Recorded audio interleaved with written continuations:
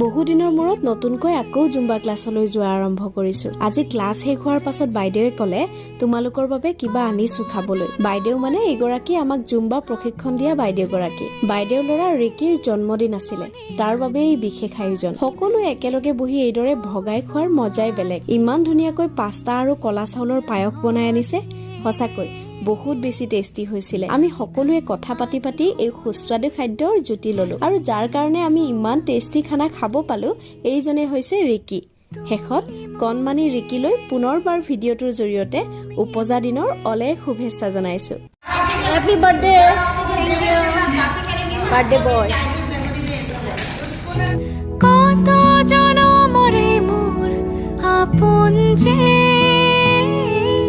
মনে আজি পাখি মেলে হসুয়া কিনো ৰঙে হিয়া ভৰে মিঠা মিঠা আজি সপোনৰে অজানিতে